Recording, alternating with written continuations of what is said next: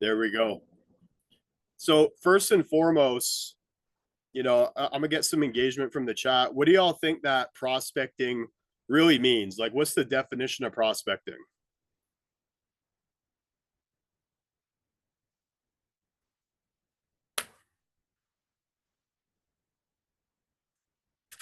Bringing in new blood. I like it. Anybody else got some ideas? Add new prospects to the business. Okay. Yeah, for sure. Needs to be sharp people, 3 and 4 checkers. So we're going to get right into the slides that we have here for today. So basically, in terms of prospecting, there's actually a few different definitions. All right. So the standard definition is the activity of searching for gold, oil, or other valuable substances on or under the surface of the earth. So essentially put, when you're prospecting in terms of looking to go ahead and connect with people that can potentially join the business in the future, people that you can do business with, whatever the case may be, when you compile a list of tens of hundreds of thousands of these prospects that you can call on to get in front of an exposure tool like a call, or to send them a video, or to get them in a 3-way chat with your upline slash mentor, that's all activity that's going to turn that list from an intangible, just random blob of information in your phone into literal gold and oil, or whatever the hell you want to call it, diamonds, in the physical form. So essentially put, the sales definition is prospecting is the activity of identifying and contacting potential customers to generate new revenue. Sales reps prospect by finding and engaging with targets, which means qualified leads, to turn them into opportunities and then into customers. An untapped new list of leads is as good as gold. It's worth its weight in gold, rather. So here's the deal. You need to be always prospecting. You never turn it off. You're literally, it's like in that movie with Ben Affleck. It's ABC. You need to always be closing new contacts and new potential points of interest, and then bring them into your business. Because if you don't have a strong lead flow, your business is dead. It's not growing. In life, we're either growing or we're stagnating. You never stay exactly where you are. You're always either going forwards or you're going backwards. It's, did you get a personal enrollment this week, or did somebody on your team, or did you not? If you didn't, your business is going backwards. If you did, your business is going forward. So how does that even happen, period, in terms of being able to enroll new people? Where does it all begin? Begins with prospecting, acquiring leads, making new contacts, picking up the phone, dialing those contacts. Whatever the case may be, you always need to be prospecting actively, and you'll never have a dry pipeline and people that you can't speak with. The problem that I have, which is a great problem to have, is having too many leads to effectively follow up with. And my remedy for that is just staying awake from sun up to sundown, and getting through the list as much as I can, which is the problem that y'all want to have. If you find yourself saying, I got nobody to talk to, man, I already talked to my entire list of like my war market, everybody I know, a few people got started, most people ghosted me. Well, welcome to the game, Buttercup. You're just getting started. You're going to burn through your immediate war market the very first thing that you do. And guess what? That's normal. Everybody has a different number of leads. Some people start with 100.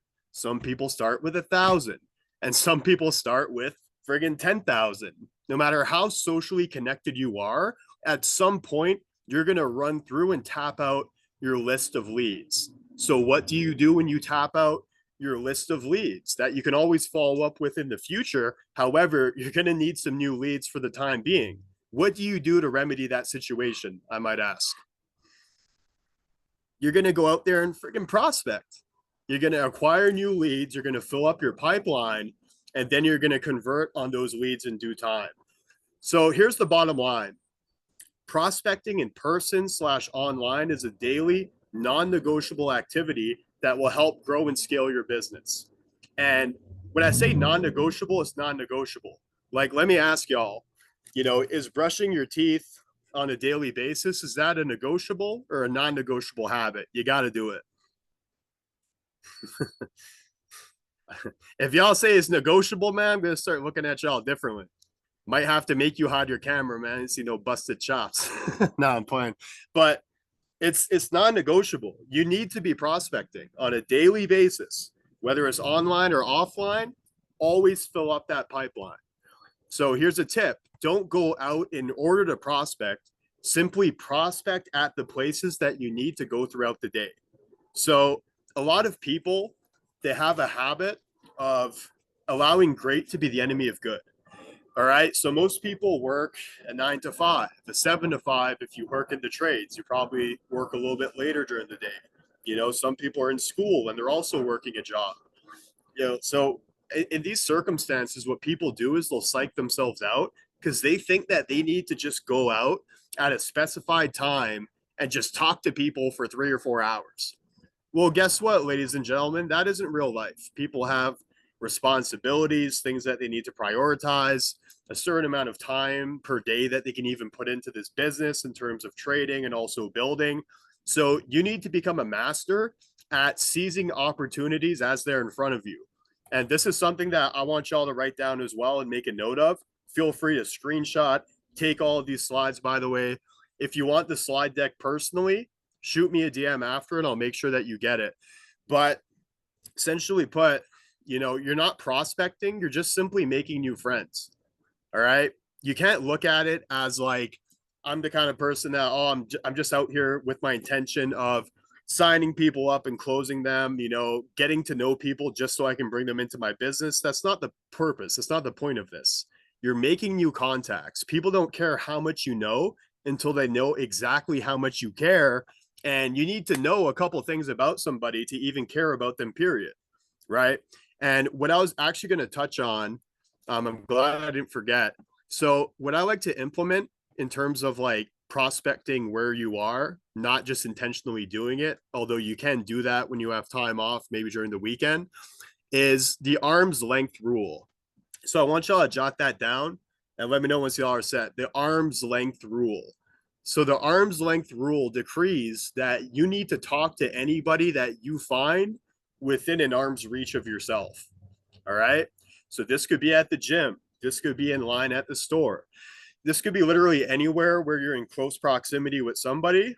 Oftentimes a barrier to entry where somebody might not talk to a new lead or a new person is because they're not right by them and they need to like cross the distance or go up to them.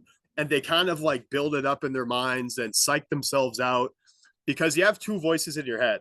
The voice that says, go talk to that person, and the voice that says, don't inconvenience that person. They look busy. And guess which voice grows stronger over time? Whichever one that you listen to. You know what the voice in my head says, the internal monologue?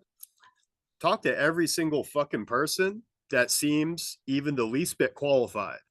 Because the truth is, the people that you think are going to do this business and crush it oftentimes aren't, but the people that you don't think that are going to do this business end up getting started and they surprise you. So never prejudge anybody. And I'm going to use a lot of stories from my own personal experience, throughout this information that I'm sharing with you, because facts tell and stories sell, right? So, anybody that's been out with me before, you can ask JP, you can ask Mike, anybody else on the call. Taylor's seen plenty of examples. There's literally a guy doing work in my house because my basement had flooded recently. We got like a month's worth of rainwater in Calgary in the span of a couple of days, and the infrastructure couldn't handle it in terms of like the sewage systems, the drains, the pipes, everything. So there's literally a guy who's like a maintenance worker working construction. He's coming in and out of the basement, and I just stopped him for a second, just literally went through the form format, which we're going to cover in a second, got some more information about him, connected with him genuinely, pitched him on the spot, grabbed his phone number, and now we're still talking to this day a few weeks later, and we're set to hop on a call this weekend. You know, my literally somebody that I had rented a car from, we connected. They had been in sales previously, and we signed them up and brought them into the business a couple days later while I was out in Dallas. You just got to have conversations with people. And the truth is, the more you do it, the easier it becomes. And you build like a muscle slash reflex where you just need to do it. It's like a sport. Like you find it fun. Like that's how I look at it. I ain't got nerves about it. I'm like, man, this is a chance for me to grow my business, but also for me to really help somebody and impact their life. So remember, I'll end on this. You're not prospecting, you're simply making new friends. That's as simple as it is. So, prospecting offline 101. So, the very first thing that I see people kind of struggle with is how to break the ice. Because once you break the ice, it's just a matter of controlling the conversation, right? And always remember the person that asks the questions controls the conversation. So, if ever you're not even sure what to say, this is actually a really good tip I picked out from my time out there in Texas, and also something I've always just kind of known and I've done naturally. But if you're stumbling on your word track and you don't know what to say, just ask a question. Ask a question, and you're going to regain your footing very quickly. And as they respond, you're going to be listening to their answer. However, you're going to get back on track in terms of following the format. All right. So, in terms of icebreakers, be observant of your surroundings. Give a genuine compliment, is always a great icebreaker. Once the ice is broken, lead into the format of questioning. And you got to always remember, like I said, those who ask the questions end up controlling the frame of the conversation. And as I touched on as well, this is the arm's length rule. Definitely jot this down, put it in your notes. So it's something that you can begin implementing on a daily basis, because it is truly a game changer. It's the difference between having 3 new contacts every week or having 15 to 20, right? So you always want to build a genuine connection and raise their level of trust first. People really don't care how much you know until they know exactly how much you care. So you got to repeat this to yourself daily and internalize it. So the form method in terms of your questioning is going to be family slash from. Typically, I'll start with from, or I'll just go straight to occupation once I break the ice, right? Recreation, and then motivation. All right. Family slash from, occupation, recreation, and then motivation. And you're going to know, depending on who you're talking about, where to kind of lead into naturally. You need to become a good reader of people and also a reader of energies, and adapt yourself and be like a chameleon and fit the context of each conversation differently. So, for example, this isn't absolutely true across the board. However, majority of women, for example, are more interested in family, in lineage, how many kids do you have, etc. And then when it comes to the other side of the table, when you ask another man, as I know, I'm pretty sure it's mostly guys on this call, do you ask them about their family or what do they do? You're going to ask them, what do you do, bro? What do you do for work? What do you do for business? So I typically start off with occupation. Once I kind of break the ice, build a genuine connection, and then you can go from there. So in terms of even breaking the ice, like I said, you can give a genuine compliment, or you can ask them a kind of indirect question, right? So I've literally broken the ice before by just asking for directions. It's that easy. I've broken the ice at the gym by asking for advice on my set, or by offering somebody advice on how they were performing an exercise. So there's a lot of ways to do it. And the truth is, most people are going to be open to conversation versus closed off to it. Provided that they're not in a rush, you're going to be able to sit there and talk to them for at least a couple of minutes. So essentially, what we're going to do is we're going to run through a bit of a framework, going from family slash from to occupation, recreation, and then this should be motivation, but obviously this is a double, it's a duplicate. But what I want to do so we can get better and we can train together, let's put somebody in the hot seat, and they can start as the prospect, and then I'm going to get them to prospect me. So I see a couple of fellas with their cameras on, a couple of stand-up young men. JP, where you going, bro? Yo, Blake,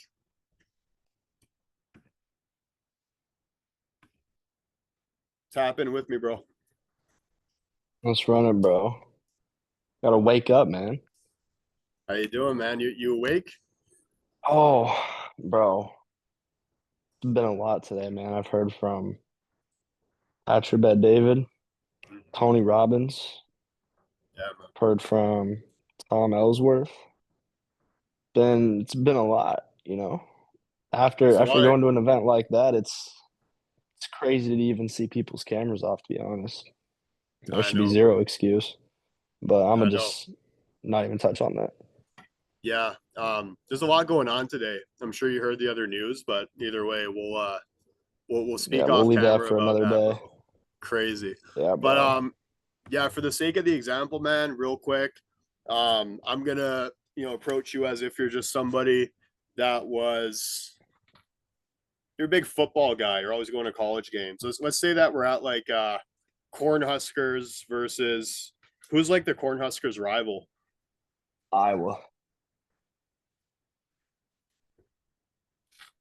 Oh, can you hear me? Can you hear me?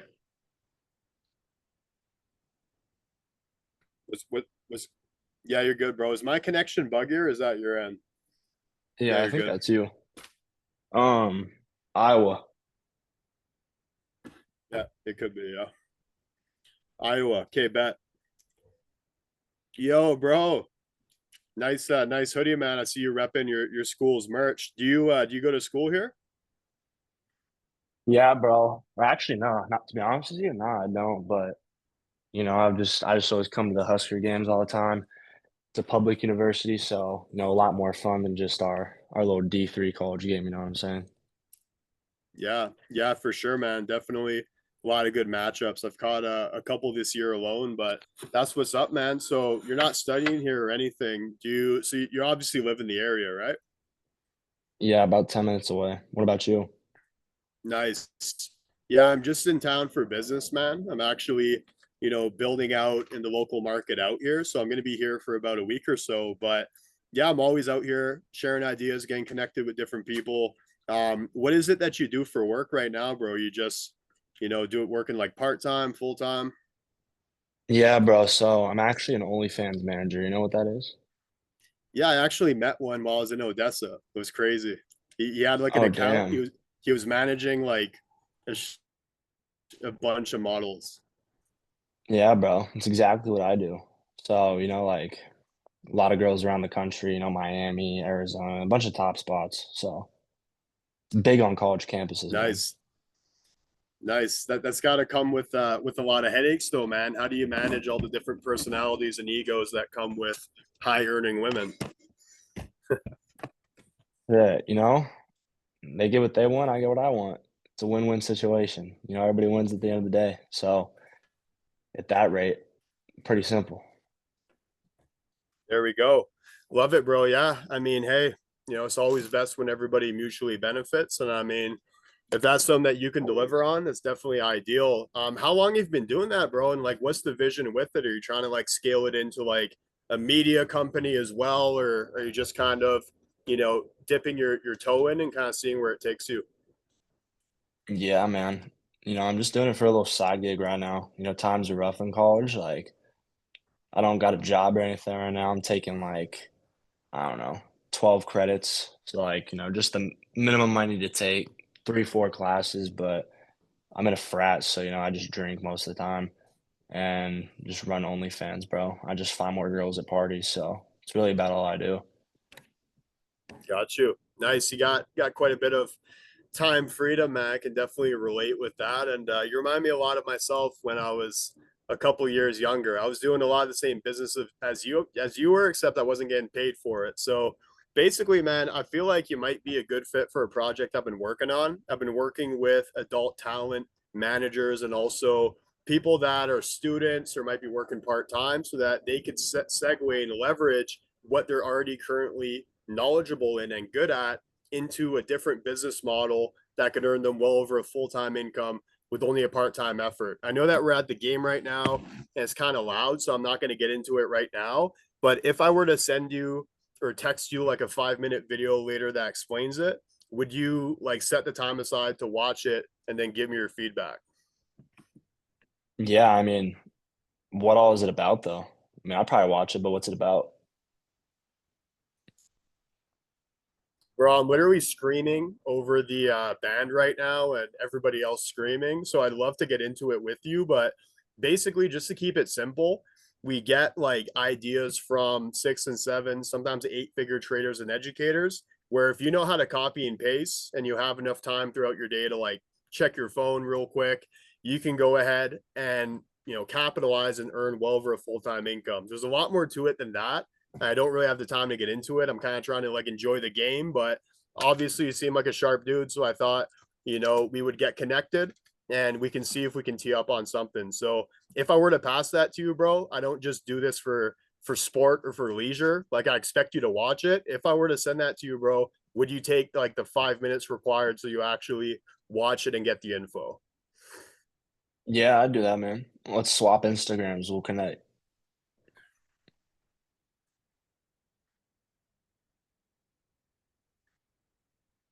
Yeah, absolutely, bro.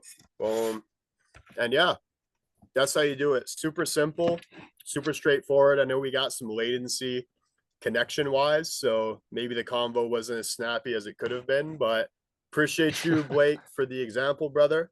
And Got you, bro. yo, yeah, can y'all like am I good like audio wise or video wise or like am I chopping out?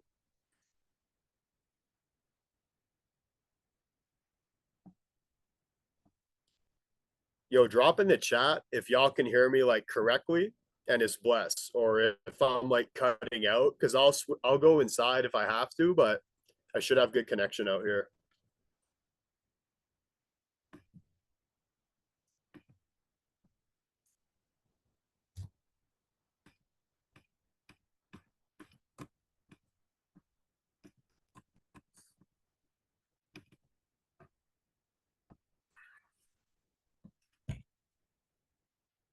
Yo, drop like a 1 if y'all can hear me clearly, and drop like a 2 if it's like super chopped and it's fucked up and you can't hear me. Okay, good. I'd rather just get through the rest of this and then send you guys on your way. Okay. So once again, everybody drop some fire emojis in the chat for Blake. Appreciate the quick example, brother. But yeah, that's basically how it works. Like it's that simple. Just have a conversation, have poise, have conviction, have confidence. The thing is, you're not going to be super certain of what you're saying or of yourself right away. But the truth is, those butterflies do go away over time.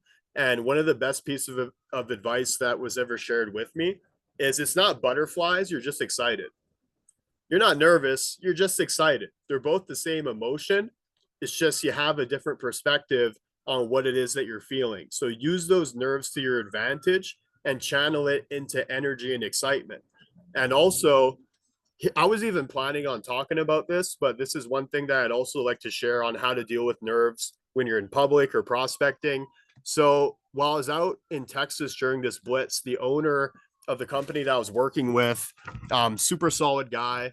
He's closed tens of millions in sales commissions over the years himself. And he was speaking about a method of box breathing. So this is something that the U.S. Marines and the Navy SEALs would do to regulate their emotions and stress and basically decrease their levels of cortisol so that they wouldn't be, clouded in their minds and they wouldn't be nervous prior to like big missions. So what we're doing isn't life and death.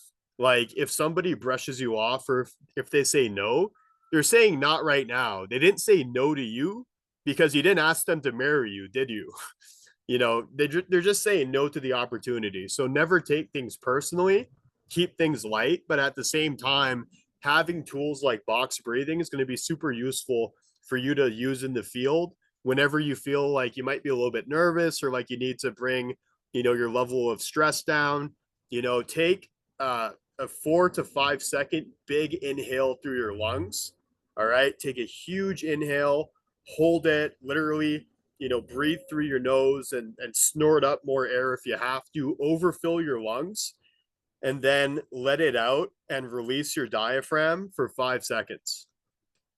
Do that like 3 or 4 times, and like you're gonna notice you're gonna feel high, like you're gonna feel lightheaded and really good, because what that does is it releases chemicals in your brain that actually decreases that cortisol and gets you in a more relaxed mindset. So, besides meditating twice a day, this is something that I've actually done over the years, and I started doing a lot more since I was kind of reminded during those trainings that I had while I was out in Texas. So this is definitely something that y'all can use. It's like, you can take it from me or you can just try it yourself. It works extremely effectively. Like, even for a guy like myself, I don't really experience a ton of nerves at times. It's still good to do to kind of recenter yourself and to kind of clean your slate before going into another conversation, another sale, another close, another three-way call, op call, whatever the case may be.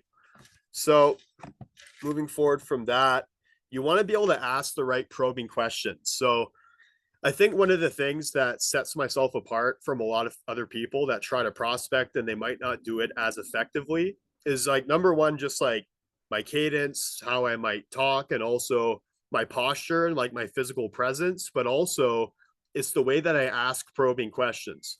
And the thing is, successfully, it's clues. I'm not upping myself by any means. It's just something that I do effectively that I want y'all to take away from this and start doing yourselves, because it really is a game changer.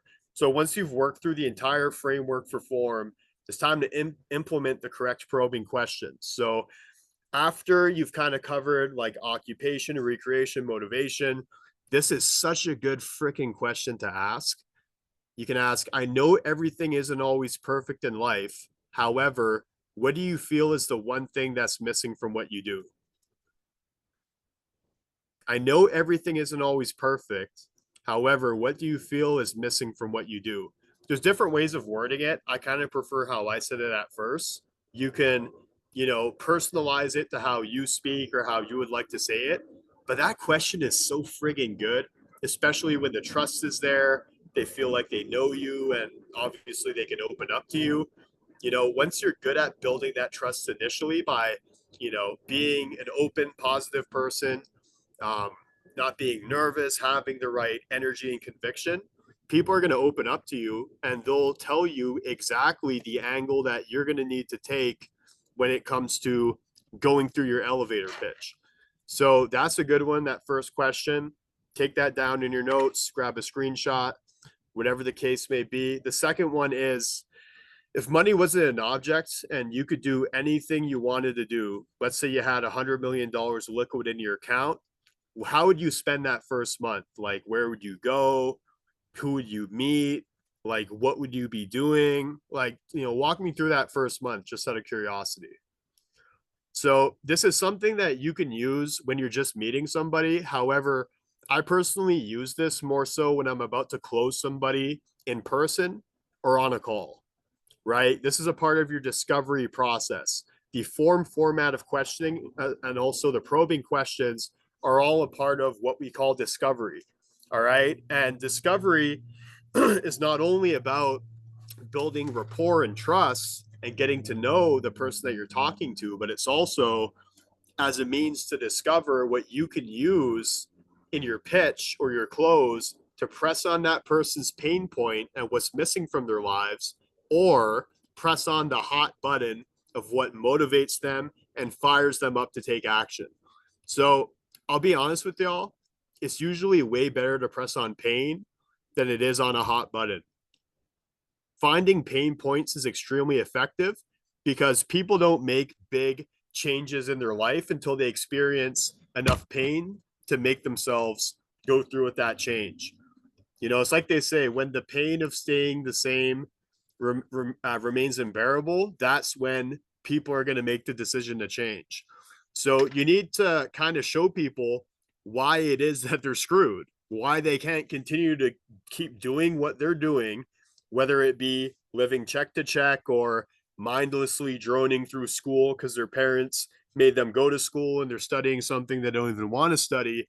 And instead, pressing on that pain of why they are where they are, and bridging the gap in terms of how to get from where they are to where they would like to go.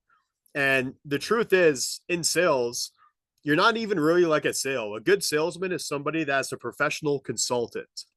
All right. They're like a trusted doctor. They're somebody that is as sharp as a tack.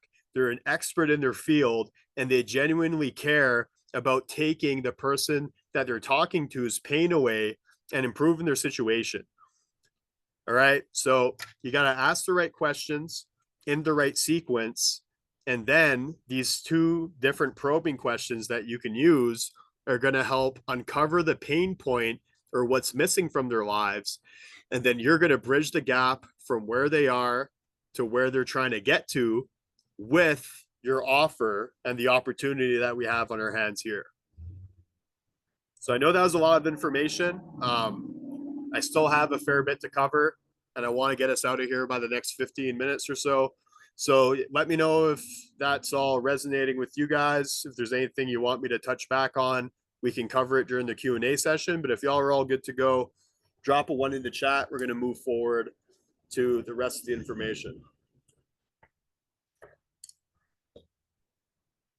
Seeing the chat bubble pop. Everybody good? Okay, bet. And bear with me, guys. I have been pretty sick the last few days. My voice is recovering, but it might be a little bit scratchy. But as long as I'm coming through good on your ends, that's all that matters to me. So before tailoring the pitch, all right, you need to master your elevator pitch. So what I shared before about actually using their pain point through the discovery process and asking the format questions followed up by some probing questions to uncover their pain point before you even, tailor the pitch, depending on what their pain point is, you need to master your elevator pitch. All right. So, I don't pitch every single person that I prospect and that I meet right away. However, if the conversation guides us there or it naturally happens, or I take it there, given the context, I'll go ahead and pitch them right there on the spot. And I'll go ahead and plug them into the info, or I'll book like a one-on-one sit down or call so that we can connect further. So a definition for the elevator pitch is it's a compelling introduction that covers who you are, what you do, and why this matters. So it is a teaser that lasts 60 seconds or less to begin a conversation and make meaningful connections with confidence when meeting new people. So you got to practice and repeat your elevator pitch daily so that you can master your own cadence, flow, verbiage, and approach. All right. In high pressure situations, you're always going to fall to your lowest level of training. You don't rise to the highest level of your potential. It's just not how it works. All right. You take people in a, combat simulation. It might be some people in the Canadian Armed Forces, the US Armed Forces, and things are going to go smoothly in training because it's a controlled environment where there's less pressure. But what happens when you put these same people in a war zone? They're going to still be prepared. However, there's going to be pressure. It's life and death scenarios. Obviously, they're not going to rise to the highest level of what they're capable of. They're going to fall to the lowest level of their training. So in conclusion, you don't practice until you get it right. You got to practice until you can't get it wrong. All right. I really want y'all to think about that deeply and, write that down as an affirmation to repeat to yourself every freaking day, because you need to internalize this. Most people get average results because they have an average work ethic. They have an average attention to the details, right? But if you want above average results and you want an above average, success in this profession, you need to go ahead and get in tune with this mindset. So you don't practice until you get it right. You got to practice until you can't get it wrong, period. All right. So you got to tailor your pitch based off of their pain point or hot button. Before I even move on, though, let's give a quick example for the elevator pitch. All right. So I want y'all to listen like really closely. If y'all have been like around me in person or on calls or on trainings, you've heard me pitch more than a couple of people. I think Blake heard me pitch hundreds of people in Miami. I think JP over the years has heard me pitch a great many people. And this is how I lead into it. hey, listen, man, let's say, for example, let's say I'm talking to a student athlete like Blake. All right. Listen, bro, I've actually been building and scaling a project where I've been helping people that are full-time student athletes, that are working hard at their studies and also looking to excel in their sports, earn well over a full-time income with only a part-time effort. There's a lot of information to it. I can't explain all of it right now. However, based off of your work ethic and your conviction, I feel like this might be something that you could do great with. Like I said, I can't give you all the information right now. It really is more of a visual thing anyway, in terms of understanding it. If I were to send you like a quick video that explains it and then give you a call later this evening when I have a few minutes free to go over it, is that something that I could count on you to look through and take notes? And then obviously we can circle back afterwards. Can I count on you to do that? So might seem like it's a lot of information to unpack there. And the reason why I went through it so quickly is because I've obviously been doing this for years and years and years at this point. So I can pitch unconsciously when it comes to matching it to an exact specific example.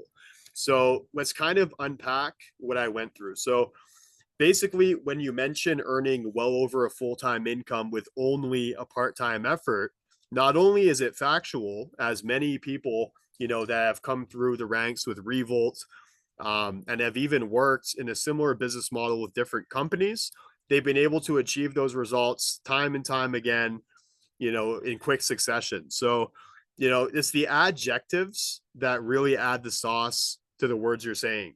So it sounds great saying you can earn over a full-time income with a part-time effort, but it sounds way more enticing and way more groundbreaking saying you can earn well over a full-time income with only a part-time effort. So the devil's in the details. Your specific words and vocabulary do matter. And it's just a matter of getting experience doing this. And the more and more you pitch, the more and more you talk to people, you're going to be unconsciously aware of what works and what doesn't work. All right. So just something to keep in mind. It's a small detail, but like I said, this is going to be a high level of training. So definitely something I want y'all to take away from it. And then you work what it is that they do into the pitch. Let's say it's a full-time construction worker. All right. Which is exactly what I used to do back in the day with my own contracting business and also working for other people. I'd be like, hey, listen, man, I don't know why, bro, but I honestly feel like you would crush it doing what I do. Then they're going to ask you, what do you do? Well, I'm glad that you asked. So basically, man, I help, people that are working in the trades or people that have contracting businesses essentially earn well over a full-time income so that they can reinvest into their businesses or into themselves with only a part-time effort. I know how it is working 12s, working, 14-day rotations and having a couple days off to yourself. And it's really hard, man. And you don't have a whole lot of time to learn new things or even to invest into yourself. So this is the perfect system to allow you to do that while you might not have as much time to put towards something like this. I know I haven't given you any info, but it's honestly way easier to understand visually. So what I'm going to do for you, bro, and I can't guarantee it's going to be a good fit for you, but I want you to at least get the information bare minimum, and then we can go from there. So if I were to send you like a 5-minute video and then hop on a call with you later when I'd have a few minutes free, could I count on you to like watch that video in full and then tap in with me, let's say around 8 or 9 o'clock? Does that sound good? And then boom, they're going to agree or they're not going to agree. But the thing is, you don't get into the pitch without going through everything that I just covered before this point. All right. People don't care how much you know until they know how much you care. If you jump into your pitch too quick or it's inappropriate to pitch and you do it, guess what? You're going to know as soon as you start pitching.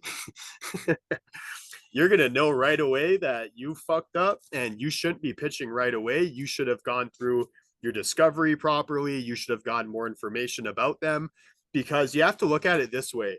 People are getting sold things every single day. For people that have buying resistance is actually something that's extremely natural, because people are getting approached every second of every day and people wouldn't have time to do anything if they agreed to everything that was pitched to them, right? So they have to say no. They have to keep it moving. People have this built-in reflex to do so based off of, basically their time. Um, the dog's burrowing outside, bad pup. But yeah, basically, you need to know their situation intimately before you pitch them. Otherwise, they're going to be turned off and it's going to be inappropriate. So that's why I say, like, I don't pitch every single contact that I make. Sometimes I just chop it up.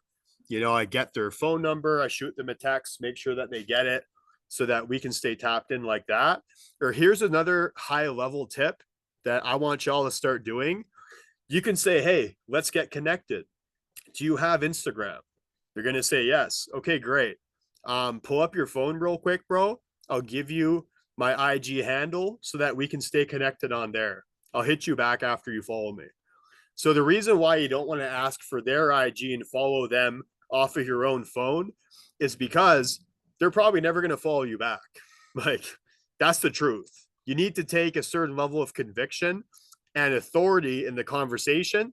And you always got to remember, it's not yours to lose, it's theirs to gain. You need to walk with an energy of abundance. Like, this person, it's their lucky day that you decided to talk to them.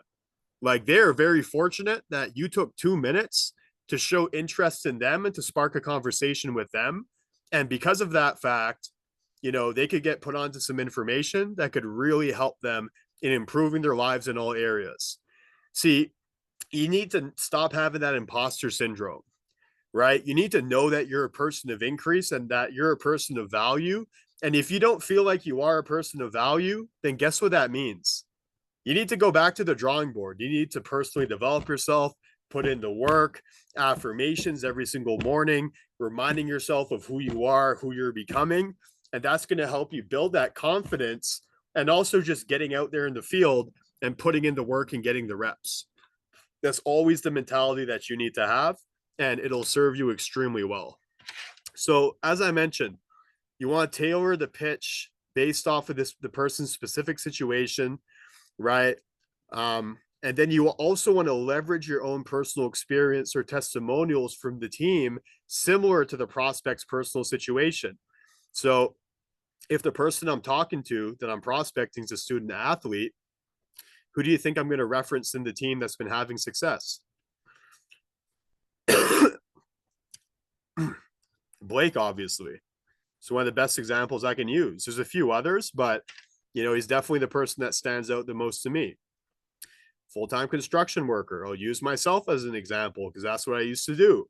Or there's also some people in our Northern Alberta team that are currently working on oil rigs, on fracking operations, that I could also use as an example because these people have been able to earn, a couple $1,000s a month consistently through what they're learning, right? If it's an esthetician, I can mention one of the lady bosses that's currently building with our organization, and reference and leverage her story at length, right? There's literally an example that you can use for each circumstance. You just need to start pairing the prospect to the kind of information and story that you're going to be using. All right.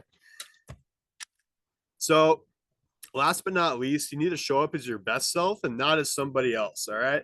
Don't change who you are, just amplify the best qualities about yourself. So you got to lean into your own unique quirks, traits, strengths, and let time added by or multiplied by reps and experience do the rest. And you got to keep things light as well. It's like I said before, if they say no to the opportunity, it just means no, not right now. The fortune is in the follow-up. On average, most people enroll or buy on the third or fourth exposure to the information. All right. So a lot of people aren't going to get started right away. And here's an extra little gem for y'all. Salespeople are the easiest people to sell to. It's true. Sometimes they're the hardest. Sometimes they're the easiest. There's like no middle ground. But typically, somebody that's in sales, they have a really low action threshold. They're more so keen just to like take action. They're self-starters. They're go-getters. They have high energy, and high energy equals high income. And that's somebody that you might not get tons of no's from those people initially. However, on the flip side of that, if there's somebody that isn't even interested in buying, they might let you go through your entire pitch and close just to shit test you so that they can see if you're legit, if you got the skills, etc. So you need to be very discerning of the two. However, like I said, most people are going to enroll or buy on the third or fourth exposure to the information. And remember, the no's build your character, the yeses build your bank account. The no's build your character, the yeses build your bank account. Do y'all think I care if somebody says no at this point? I don't give a shit. I don't bat an eyelid because they missed out on the opportunity to work with me. And at the end of the day, you know, when they see me on a mega yacht in a couple years, living large, hanging out with my son and my woman, they're going to hit me up and be like, bro, why didn't you put me on? I'll be like, I tried to, but you wouldn't hear me out. So that's the mindset that you need to have. And just always chase the no's, because the no's are going to lead you to the yeses.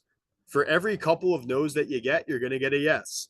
And as your skills increase and get better, eventually you're going to get a no and a yes, a no and a yes, and et cetera, et cetera. And as I touched on this, you know, earlier, so I'm just going to cover this quickly. You got to become a person of higher perceived value and always leave an impression of increase, right? Even if you don't close on a sale in a conversation or on a call, always give people value. You know, if somebody is like broke as hell and they can't get started right away, you know, I set up a date to follow up with them and I give them personal development. I share with them stories on when I first got started with the business, I was flat broke too. But guess what? Where there's a will, there's a way. And it's not just about the resources that you have or the amount of resources that you have, is what do you do with those resources? How are you resourceful? How do you take nothing and turn it into something? Right? Speak life into people, inspire them. You know, don't spend all the time in the day talking to people that can't buy, because you probably should have been on that call in the first place if they're not qualified to get started. However, there is going to be the odd occasion where it is going to make sense to pour into somebody and spend the extra time to show that you care, and also to give them information that's going to shift their mindset, because you never know, that could become one of the most loyal people in the future that you'll be working with. And I had a person like that, my previous organization, that put 25 active members in my back office, and they stuck around and built with me for a long time. So, you know, never prejudge people, guard your time and talk to the people you should be talking to. But at the same time, you know, have an open mind for pouring value into people and leaving every person better than when you had found them. So you got to work the law of averages as well. What you lack in skill, you make up for in numbers. All right. If you know, you guys have heard me say this before, if you're on my team or you work with me, you know, like if you invite 30 people to an op call, probably, let's say you dial 30 people, right? You dial 30 people, about 15 are going to pick up. Out of the 15 that pick up, let's say 6 people agree to hop on the call. Out of the 6 people that hop on the call, 3 to 4 people are actually going to be on the call. Out of the 3 to 4 people that are on the call, you know, 2 are going to stay until the very end. Out of the 2 that stay until the very end, all right, both of them are going to get started, or at least one of them's going to get started. So you got to ask yourself, if you're not seeing the numbers that you want in your business, in your back office, etc., am I making enough calls? Do I have enough contacts? What is the answer to both of these predicaments? If you don't have enough contacts, you need to go out prospecting and get more leads. And if you're not making enough phone calls, you need to think of your why, think of your family, that you promised that you would make this happen so that you could provide for them, or whatever your why is. And you need to just dial in the work ethic. All right. The phone is always the heaviest at the start of the day, but the sooner that you make your first 10 calls, the lighter that your phone is going to become. So, you know what I do? 10 calls before 10 a.m. And you can jot this down as well. Make 10 calls before 10 a.m. It can be to a few team members. It can be to prospects, whatever the case may be. Start lubricating your social intellects, your social actions, so that basically as you go into the noon hours, into the afternoon, you're not dreading making the first call of the day, and you already got momentum on your side by getting some wins early, plugging people into the information, maybe closing somebody, pouring value into your team. And then it's going to be that much easier to make calls later on in the day. 10 calls before 10 a.m. It's a game changer. And yeah, that's really it, especially in terms of the law of averages. So, in terms of prospecting online, I'm just going to gloss over this very quickly. Olivia has a really good social media boot camp in the Revolt Academy. If y'all have never checked it out prior, definitely tap in with that. I would just screen share and show you how to get to the website, but it's really straightforward. I mean, if you can't figure it out, message somebody, they'll help you. But it's in the director boot camp, and then you go on the social media route, and then you're gonna see should be Lily's video still there, and then you're gonna see Olivia's video as well. So that's a really good resource for social media. But just covering it quickly, building on socials can build and leverage your credibility. Social proof via social media platforms. So when I prospect somebody and I just meet them, they boot up my IG, they see me traveling, they see me speaking on stage in front of a bunch of people, they see me, out there doing the damn thing, living my life.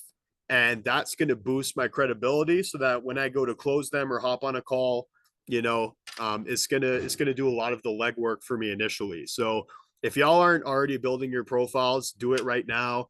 It took me years and years and years to get my social media presence to where it is now, even to the point where I meet some people that I might not even know personally, and they know me from IG. They know me from Snapchat because I'd be getting tens of thousands of hits on those spotlight stories. If you don't know, you got to know about that. It's a really good tool to leverage that I've been using this past year. So you got it. Yeah, like I said, watch the social media tab on the Revolt Academy Director Bootcamp, and you're going to want to understand how to properly set up your profile. So all some homework I'll leave y'all with hopping off this call. And yeah, here's some additional tips, just something I want to leave y'all with. What's every single person's favorite sound in the entire universe? Not really a question because the answer is right there below, but it's the sound of their own name. All right. You would do well to remember new names quickly. Repeat it twice once they've introduced themselves, and you'll remember it easily. So, for example, if I'm meeting Tony, I give Tony a good shake. I'm like, hey, what's up, bro? How's it going? What do you say your name was? It's Tony, right? He's going to say, yes. Yeah, got you. Tony. You can even do it 3 times if you have to, but repetition is what's going to actually burn it into your brain. And you might still forget it 10 minutes later anyway, but make sure that you get their name again prior to leaving the conversation, because it's way easier to ask them for their name at the end of the first time you meet them versus when you hop on a call with them and you don't remember their freaking name. Like most people are going to feel disrespected, like they're not even worth remembering. So this is a very small detail that's crucial to remember. And you got to make sure that you're actively remembering people's names, because it's the best way and the easiest way to begin building that trust and rapport that's going to help you get to the pitch if the conversation calls for it, and then obviously getting the contact. So you have 2 ears and 1 mouth for a reason. You must be actively listening when someone is speaking about themselves, and observe their body language. Are they closed off, or are they opening up themselves up to you and nodding their heads in agreement? So this is something that I'll chameleon people on. Like if somebody's closed off and they're talking to me, they have their arms crossed, what do you think I do? I close myself off too and make myself look smaller, because I'm a 6'3", 230-pound, pretty big guy. And a lot of people initially, no matter how sweet or low key I present myself, are going to be a little bit intimidated. So sometimes I need to make myself a little bit smaller so that other people are more comfortable.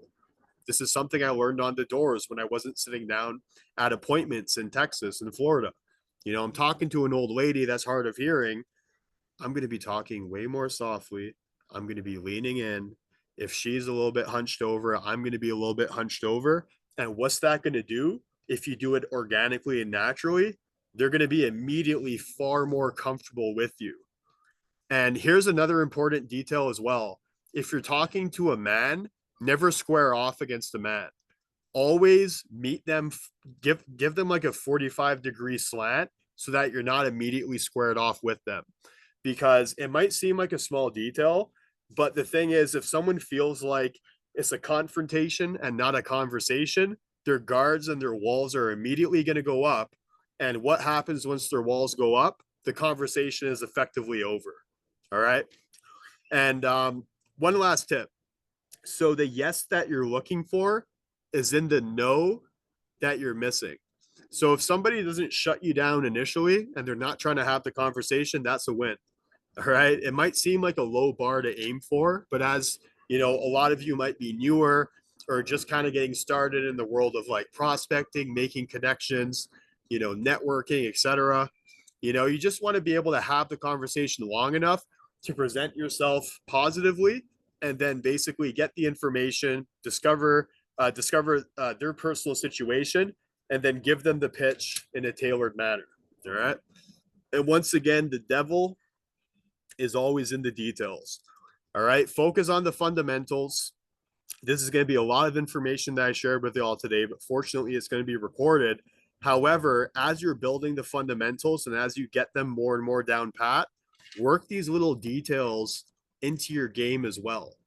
What I've learned over the past 10 years actively in sales, doing this thing at a high level for half of those years, I want y'all to also have in your wheelhouse so that you're always well prepared for whatever situation that you come across. And if y'all run into something where you're like, man, I really messed up this conversation, like I don't know where it went wrong, man, give me a call, like give me a text. I'll give you my genuine, unfiltered feedback.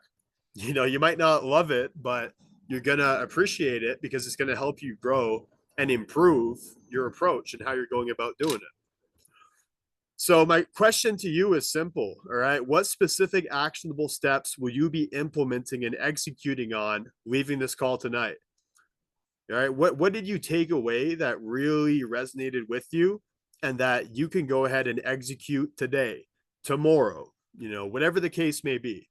I want you to drop it in the chat box for the call, but also drop it in Diamond Season and the Revolt family chat as well. And for my Calgary folks in the YYC chat, share with everybody what it is that, you really resonated with and what gave you the most value.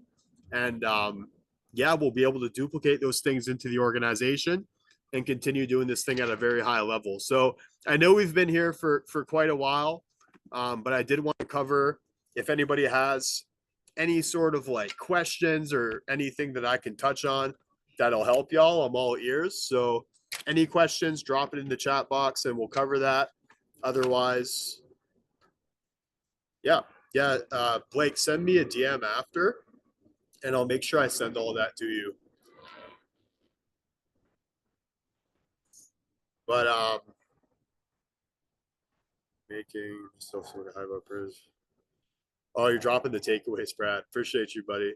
Brad's the GOAT, man. My buddy. Right on. If y'all don't have any questions, that's fine. We'll end it off there. Go ahead and get with me personally. Send me a DM if you do have any questions I can touch on. But yeah, with that being said, man, let's up the standard for all of the next like leadership calls. I know I've been busy just literally bringing people into the business. And apart from that, doing everything else that I have going on as well, apart from raising my son, taking care of my lady, and also all the other things that I have my hands in at the moment. But yeah, let's all make a bigger, more concentrated effort collectively to get more people on these calls. Because whether you have one person building the business or whether you have 10 people, 20 people building the business, don't you think that they all could have really benefited from getting this information, from being on this call? Right? Like, yes or yes.